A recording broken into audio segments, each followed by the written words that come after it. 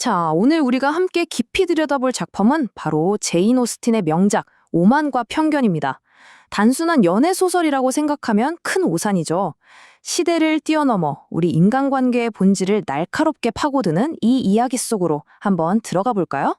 살면서 우리도 이런 경험 꽤 하지 않나요? 첫인상이라는 그 짧은 순간의 느낌에 사로잡혀서 누군가를 오해하고 또 벽을 쌓아버리는 일이요.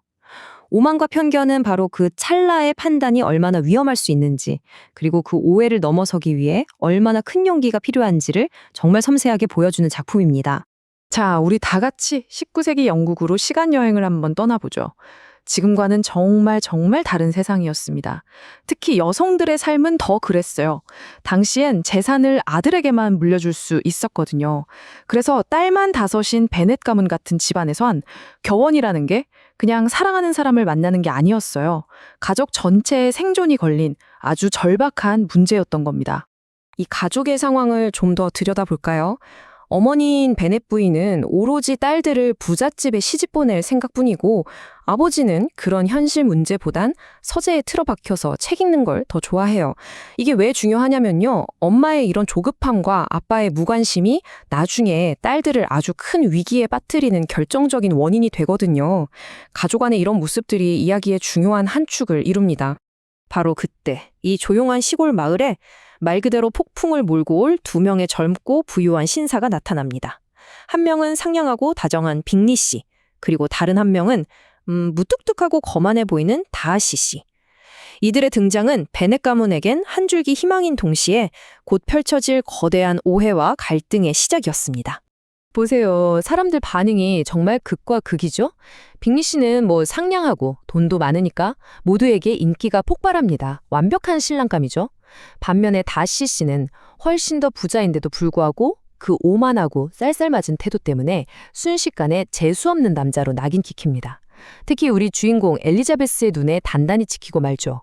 바로 여기서 우리는 첫인상이라는 게 얼마나 강력하고 또 때로는 얼마나 폭력적일 수 있는지를 보게 됩니다.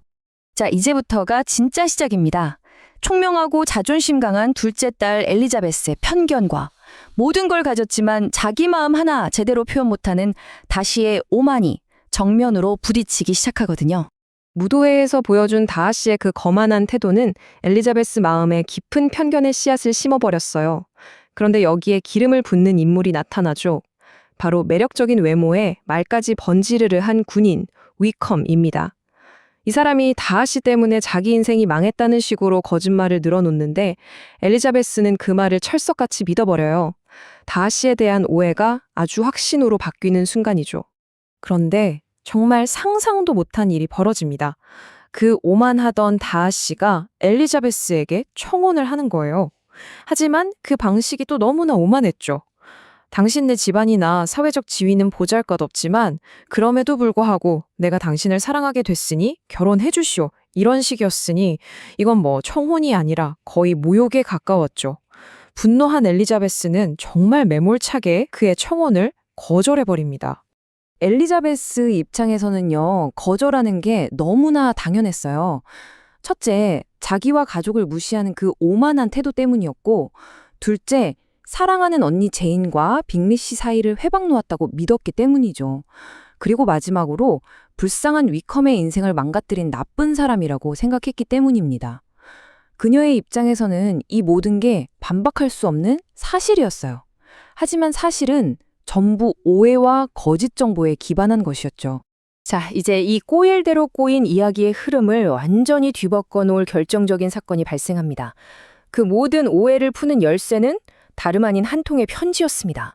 청혼을 거절당한 충격 속에서 다하 씨는 밤새도록 긴 편지를 씁니다. 엘리자베스가 오해하고 있는 사실들에 대해 하나하나 해명하는 내용이었죠. 그리고 이 편지 한 통이 엘리자베스가 진실이라고 굳게 믿어왔던 세상 전체를 뒤흔들어 버립니다. 그녀는 처음으로 자신의 편견과 정면으로 마주해야 하는 고통스러운 시간을 갖게 됩니다. 편지 속에 담긴 진실은 정말 충격적이었습니다. 그토록 불쌍하게 여겼던 위컴은 사실 천하의 사기꾼의 파렴치한이었고, 언니의 행복을 가로막았다고 생각했던 다시의 행동은 사실 친구를 지키려는 나름의 이유가 있었던 거죠.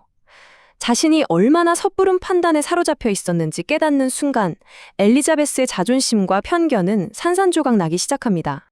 말은 누가 못하겠어요. 사람의 진짜 모습은 평온할 때가 아니라 바로 위기의 순간에 드러나는 법이죠. 베넷 가문에 닥친 최악의 스캔들은 역설적이게도 다하시의 진정한 품격을 증명하는 무대가 되어줍니다. 세상에, 철없는 막내딸 리디아가 바로 그 사기꾼 위컴과 눈이 맞아서 야반도주를 해버린 겁니다. 이게 당시 사회에서는요, 그냥 집안 망신 수준이 아니에요. 가문 전체가 사회적으로 매장당할 수 있는 정말 끔찍하고 불명예스러운 일이었습니다.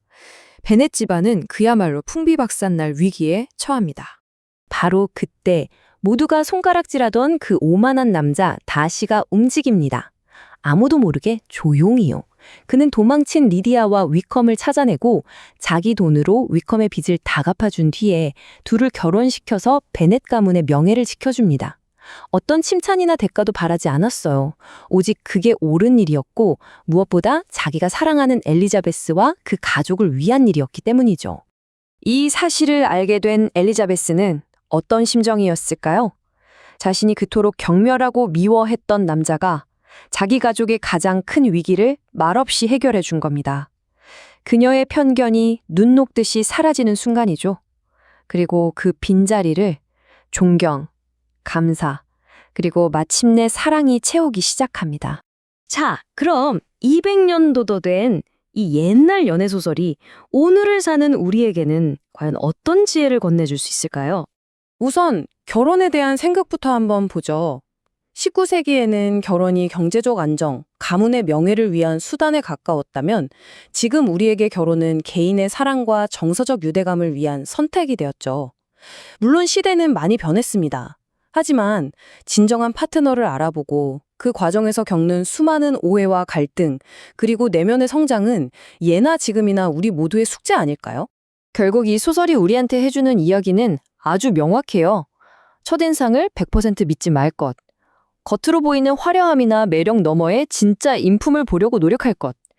그리고 무엇보다 중요한 건 내가 틀릴 수도 있다는 걸 인정하고 불편한 진실을 마주할 용기를 갖는 것.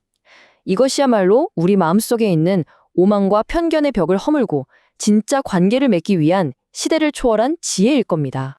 그래서 마지막으로 이 질문을 한번 던져보고 싶습니다. 혹시 지금 여러분의 삶 속 다하시를 섣부른 첫인상과 편견으로 밀어내고 있지는 않나요? 그 껍질 너머를 들여다볼 용기를 한번 내본다면 어쩌면 여러분의 세상이 완전히 다르게 보일지도 모릅니다.